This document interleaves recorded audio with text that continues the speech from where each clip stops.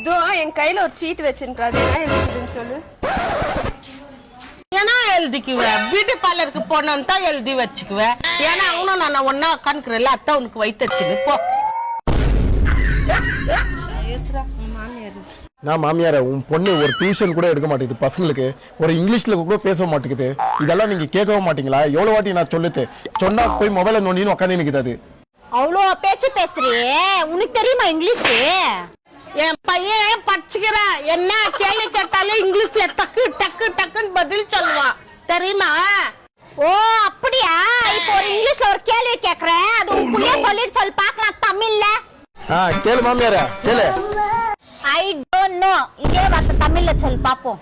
எனக்கு தெரியாது. எனக்கு தெரியாதா? அப்ப நான் உன்னை பிகாம் படிக்க வச்சிருந்து வேஸ்டா?